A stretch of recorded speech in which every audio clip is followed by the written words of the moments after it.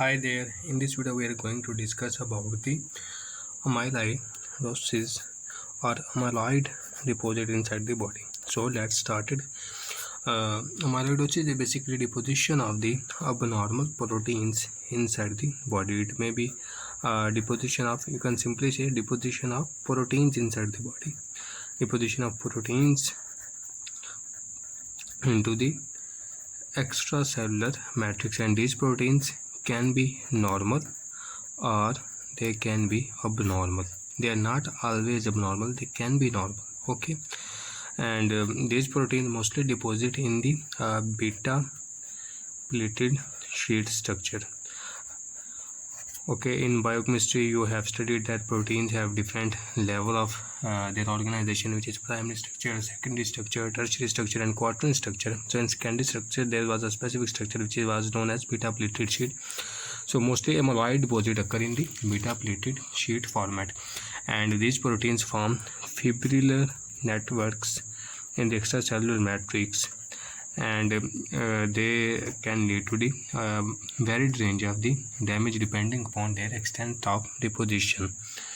Okay, so three different type of proteins can be deposited into the body tissues. About 30 different proteins have been recognized which deposit into the body tissues in different type of amyloidosis. However, the common most protein which are deposit include AL or amyloid light chain proteins, AA amyloid associated proteins, or beta amyloid proteins. Okay, so AL proteins are amyloid light chain proteins are basically light chains of immunoglobulins. There are light chains of immunoglobulins. We know that immunoglobulins have light chains which may be of either gamma type. These can be either gamma type or kappa type. Okay, and these are also known as Benz-Jones protein. Benz-Jones protein. So condition which increase these light chain can lead to their deposition into the body tissues, for example multiple myeloma.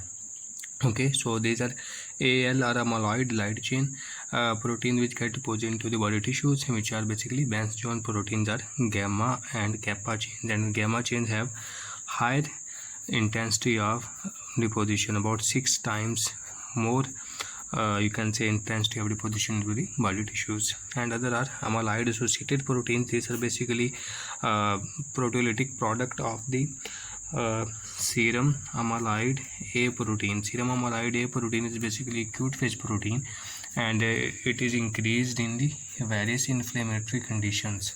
So when there is chronic inflammation, serum amyloid A protein can be increased, and its increase can lead to the deposition of amyloid associated protein into the body tissues.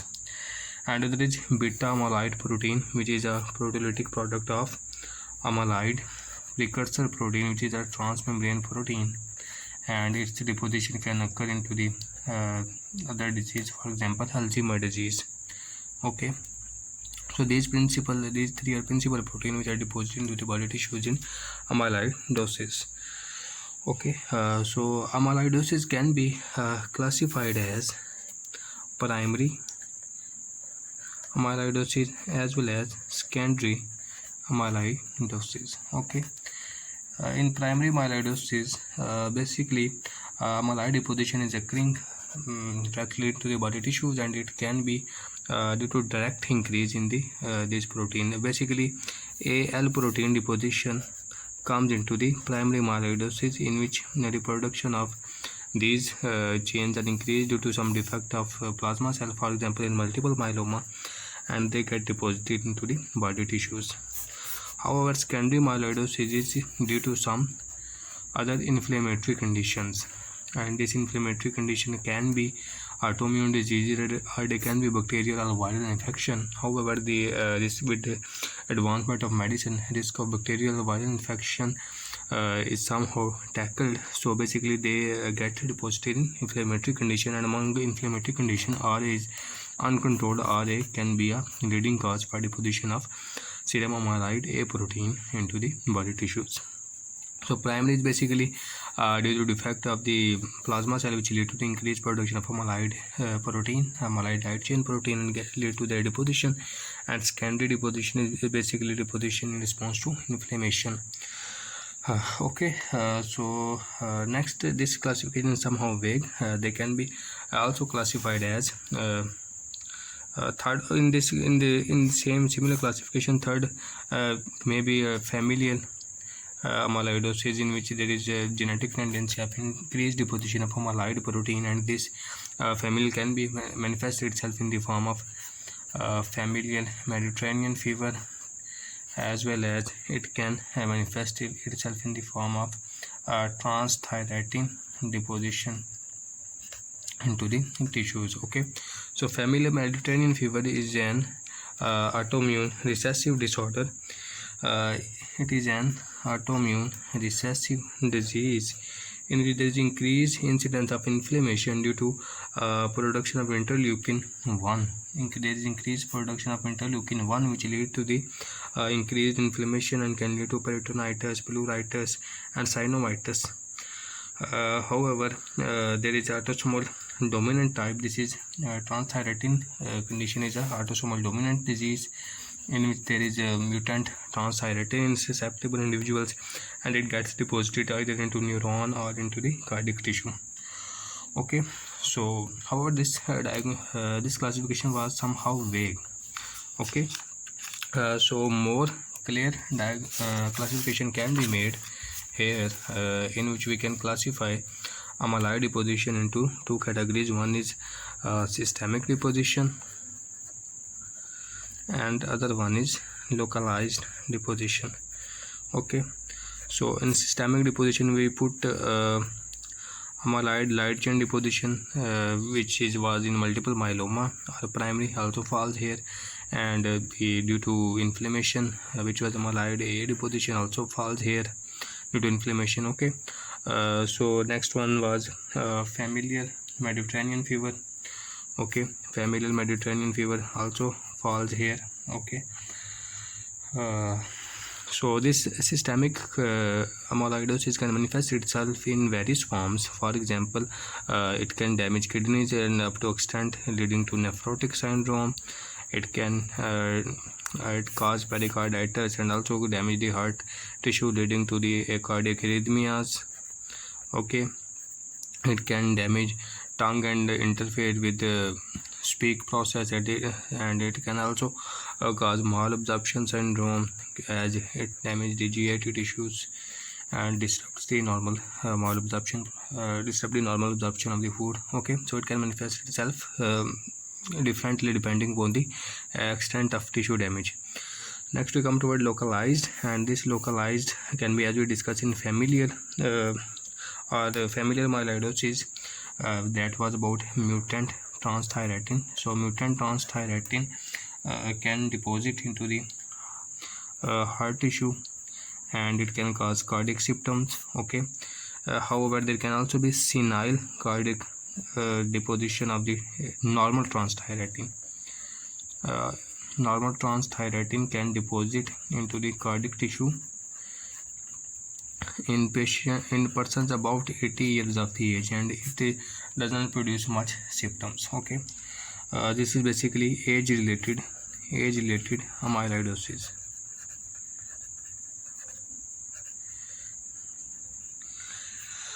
In systemic, one more category is dialysis related amyloidosis. In dialysis patient, beta-2 globulins are not cleared from the blood, and this beta-2 microglobulin can deposit into the body tissues and can cause complication, and these can be manifest itself in the form of scapulohumeral periarthritis, carpal tunnel syndrome, flexor tenosynovitis. Okay, so however, the risk in all dialysis procedure was much more. However, in newer techniques, their risk is somehow tackled. Okay, so Next we move on, and the next one is here is come Alzheimer disease.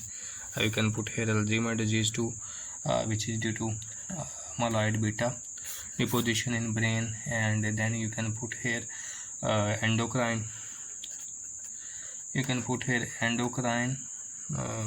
You can say amyloidosis, and this endocrine amyloidosis arise in various endocrine conditions. For example, tumors of the thyroid gland, or carcinoma of thyroid gland, pheochromocytoma, or it can be include diabetes as well, in which mutant hormonal protein deposit into the respective glands. Okay, so this is this basic classification in which we classified them into the systemic and localized. Systemic included the light chain amyloid, amyloidosis, and amyloid associated amyloid deposition, inflammatory condition, familial amyloidosis, and dialysis related amyloidosis. Dialysis amyloidosis was a principal condition in old dialysis machine. However, in newer, the deposition has decreased, and newer condition deposition principally occurs into the joints and tissue, so it can be called as a localized one in the newer techniques.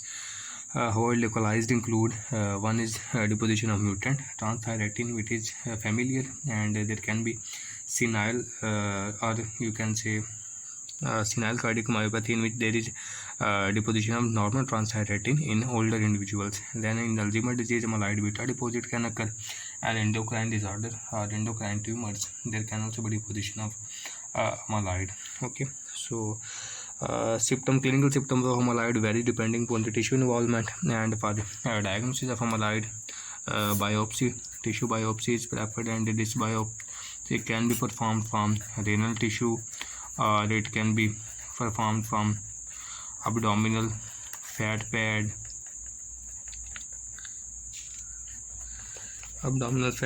as well as it can be performed from the rectal tissue, or the tissue related to gums. Okay, and the tissues can also be subjected to the spectroscopy or similar techniques for amyloid, you can say, detection.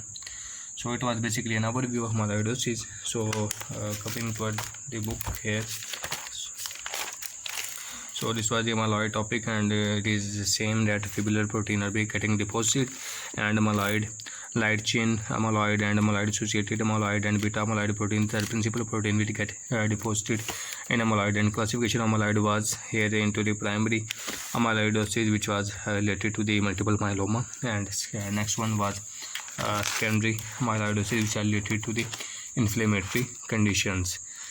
And the next was familial amyloidosis, which included familial Mediterranean fever, which was due to increased production of interleukin 1, and causes fever as well as inflammation of serosal surfaces, including peritonitis, pleuritis, and synovitis. And other was autosomal dominant familial disorder, which lead to the deposition of mutant transthyretin, and the transthyretins are thyroxine transporter, and it can deposit into the peripheral nerves or cardiac deposit. And there was hemodialysis associated amyloidosis, which led to deposition of beta 2 microglobulin. And next was here localized amyloidosis, in which they discuss some localized deposition of amyloid proteins, and endocrine amyloidosis in endocrine tumors. And then age-related amyloidosis, which occurred in basically deposition of amyloid into the cardiac tissue, a normal transthyretin deposit into the cardiac tissue. Okay, so here was a table of classification of amyloid. Here you can have a look.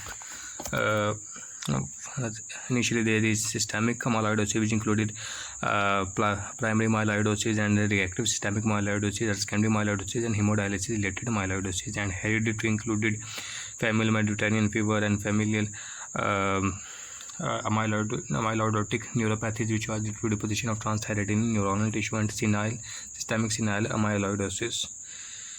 And other was localized one. However, this classification table is also somehow vague. Classification is better written here into the pathoma here, in which they first classified into the systemic and then to localized one, and then they explain them here. Okay, you can go from pathoma as well for this topic.